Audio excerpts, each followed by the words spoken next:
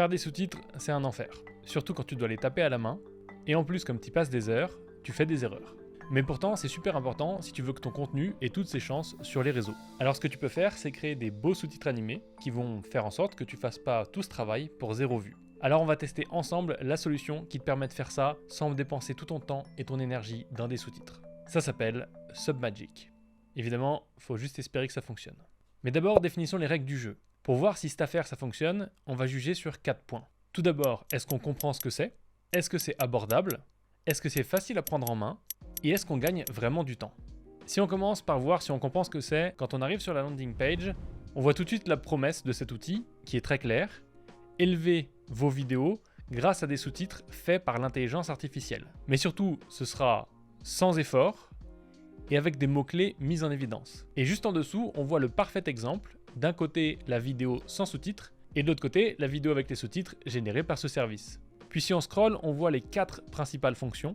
Alors on a le sous-titrage automatique, donc ça c'est la base de l'outil. Ensuite, l'ajout d'emojis et de mise en évidence des mots-clés. Ensuite, on a les templates de sous-titres à la mode. Et pour finir, la description et les hashtags automatiques, là encore une fois, qui sont générés par l'intelligence artificielle. Donc cette liste, c'est pas 20 000 trucs. Pour l'instant, c'est un logiciel sur lequel il y a 4 fonctions et son job c'est de faire des sous-titres, donc il va faire des sous-titres. Alors là, je dirais qu'on comprend très bien ce que c'est cet outil et comment ça va nous servir dès la première page, donc ça c'est ok. Mais maintenant, est-ce que c'est abordable? Parce qu'un outil génial c'est bien, mais si on peut pas se le payer, c'est pas bien. Alors le pricing, là encore, c'est assez simple. Tu vois, c'est sans frais cachés et tu annules quand tu veux. Ça veut dire pas d'engagement, mis à part le fait de pouvoir payer annuellement, et là tu économises 20%. Ensuite, quand on regarde les prix, tu remarques, sur le basique, tu es limité à 20 vidéos, et ça coûte 20 €. Donc ça veut dire que tu fais 1 € la vidéo sous-titrée, et ça c'est vraiment super. Mais il y a mieux. Si tu prends le paiement annuel, tu descends à 80 centimes la vidéo. Et ça, c'est encore plus super. Évidemment, après, selon l'abonnement que tu choisis, les fonctions sont globalement les mêmes, sauf la génération des descriptions qui n'est qu'avec la version Pro. Mais par contre, la chose à laquelle il faut faire attention, c'est le poids des vidéos. En basique, tu es limité à 20 mégabits. Par contre, si tu prends le forfait Pro, tu es beaucoup moins limité. C'est pour ça que moi, j'ai pris le forfait Pro, parce que ça me permet notamment de faire plus de vidéos, mais ça me permet surtout de ne pas avoir à les compresser et les préparer pendant des heures pour qu'elles soient pile poil dans le bon poids qu'accepte la plateforme. Maintenant, pour finir, tu vois que la durée, c'est la même pour les 2 forfaits. Et là, c'est un petit peu dommage parce que maintenant que sur TikTok, tu peux faire des vidéos plus longues, ce qui n'est pas le cas de YouTube Short par exemple, mais ça viendra, c'est dommage de ne pas pouvoir profiter de ça et mettre une vidéo de 4 ou 5 minutes.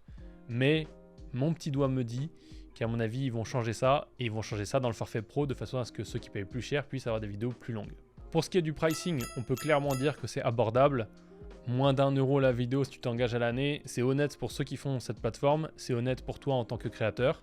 On en vient donc maintenant à la question la plus importante, est-ce que c'est facile à prendre en main? Tu sais, les gourous sur internet, ils te disent toujours tu peux devenir super multimilliardaire sans compétences informatiques. Bah là, c'est la même chose.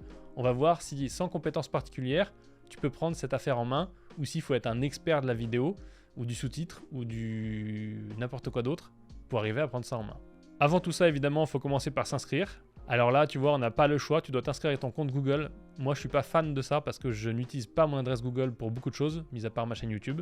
Mais bon, une fois inscrit, tu as un petit onboarding assez simple où on te montre les 4 étapes de comment ça se passe pour utiliser l'outil. Et il y a une petite vidéo tuto qui te permet de voir comment ça fonctionne en action. Et après l'onboarding, tu peux directement uploader ta vidéo.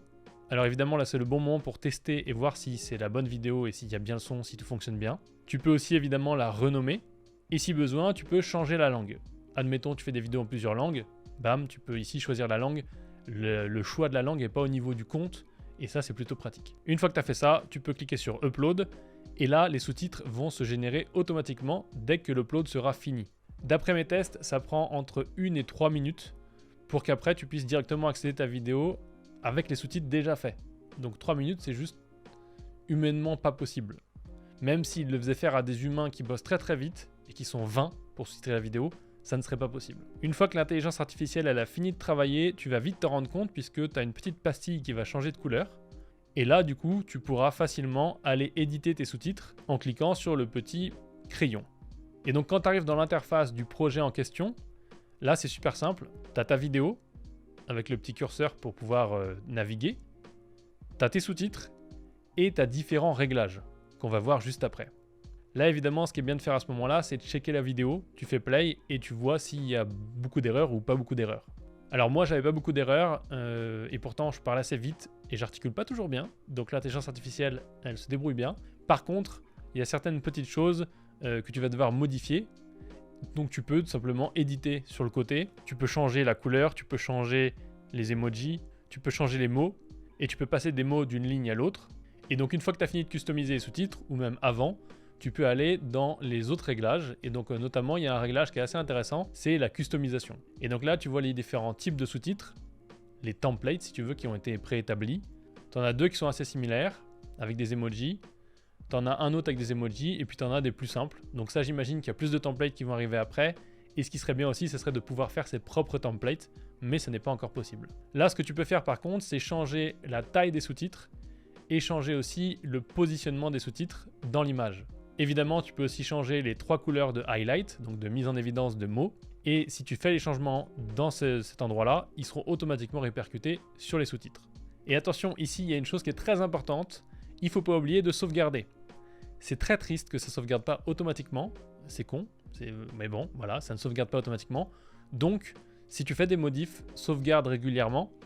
Parce que sinon, tu risques de tout perdre s'il y a un bug dans ton navigateur ou quoi que ce soit. On sait que c'est... Voilà. Donc fais attention. Et évidemment, dans mon cas, j'ai sauvegardé, mais j'avais pas encore payé à ce moment-là. Et donc, je ne pouvais pas exporter ma vidéo. Le logiciel est 100% testable sans mettre de carte bleue à aucun moment. Tu ne mets la carte bleue qu'à la fin quand tu veux récupérer la vidéo que tu as fait. Donc ça, c'est plutôt bien. Mais c'est un peu une surprise quand tu t'attends à télécharger un truc avec le logo par-dessus qui t'empêcherait de l'utiliser. Et c'est un peu dommage pour eux parce que ça leur ferait une très bonne pub d'avoir des vidéos qui circulent avec leur logo dessus. Du coup, ce que j'ai fait, c'est que j'ai pris mon abonnement. Là, rien de fou, hein. Tu mets ta carte, tu prends ton abonnement. Et ensuite, j'ai pu retourner et exporter ma vidéo. Et là, ça prend entre 3 et 4 minutes avant que apparaisse sur l'interface le petit icône pour que tu puisses télécharger la vidéo. Une chose très importante, normalement, tu devrais recevoir un mail pour te dire qu'elle est prête à télécharger. Mais moi, comme je t'ai dit, je ne regarde jamais mes mails Google, donc du coup, je n'ai jamais reçu ce mail. Enfin, j'en sais rien si je l'ai reçu. Quoi qu'il en soit, tu peux télécharger directement depuis l'interface. Si ça ne s'affiche pas, au bout de 3-4 minutes, tu peux rafraîchir. Parce que moi, ça m'est arrivé des fois où ça ne s'affichait pas, mais pourtant, la vidéo était déjà prête. Évidemment, une fois que tu as fait ça, tu peux archiver la vidéo avec le petit dossier. Ça, c'est très pratique parce que comme c'est des vidéos, on va dire, de production de flux, où tu vas faire beaucoup de vidéos, c'est très intéressant de pouvoir avoir devant toi, dans actif, entre guillemets, que ce qui est un projet sur lequel tu travailles, et une fois que c'est fait, tu les dégages. Maintenant, évidemment, une fois que j'ai fait ça, comme je suis un professionnel de la vidéo, j'ai voulu comparer pour voir si ma vidéo, elle n'avait pas pris un coup dans l'aile, qu'elle n'avait pas été compressée n'importe comment, que les sous-titres n'étaient pas dégueulasses. Et si tu vois la comparaison, simplement non, c'est ok. Il y a une toute petite différence au niveau de la luminance. Tu peux voir qu'il y a une image qui est un peu plus claire que l'autre. Donc ça, la vidéo, elle n'est pas impactée, le son non plus, et les sous-titres, comme tu peux le voir, sont de très bonne qualité. C'est pas pixelisé, c'est pas moche, donc on est sur un résultat d'un point de vue qualitatif qui est très bon pour l'intelligence artificielle et donc la détection du speech, et c'est très bien aussi sur la qualité au final du rendu de la vidéo au niveau image et son. On peut clairement dire que le résultat il est bluffant et que la prise en main elle est hyper simple, hyper facile, tu n'as pas grand chose à faire. C'est même assez déroutant d'avoir si peu de choses à faire. Évidemment, on adorerait pouvoir derrière avoir une publication directement sur TikTok par exemple, parce que au final c'est ça que tu vas faire avec ta vidéo, et j'imagine que c'est un des futurs développements et ce serait vraiment bien de pouvoir poster directement sur TikTok, directement sur Instagram, voire même programmer des posts. Ce serait vraiment cool parce que au final tout ton workflow il s'est fait au même endroit. Et évidemment, pour ce qui est de gagner du temps, c'est pareil, on gagne clairement pas mal de temps parce qu'un monteur, ça prendrait énormément de temps de faire ça. Même si tu le fais avec une partie d'intelligence artificielle dans ton logiciel de montage, encore une fois, ça prend du temps. En tout cas, ça prend forcément plus de 5 minutes, ce qui est le temps que ça m'a pris là de faire une vidéo. Alors maintenant, si toi tu veux utiliser Submagic, tu peux trouver mon lien affilié en description. Je gagne un petit peu d'argent si toi tu t'inscris et ça me permet de continuer ce travail sur la chaîne. Et tu peux aussi utiliser le code promo qui est en description. Alors dans cette vidéo, je suis allé un peu vite parce que le but c'est de te donner un avis rapide pour que tu saches si ça vaut le coup que tu considères ce logiciel. Mais je vais faire 2 autres vidéos que tu peux trouver ici. Celle-ci c'est un tuto où on va aller plus dans le détail pour pouvoir voir comment on fait les modifications, les sauts de ligne, etc. etc. Et celle-ci c'est une vidéo un peu plus fun où on compare Submagic au travail d'un humain que j'ai payé pour faire les sous-titres.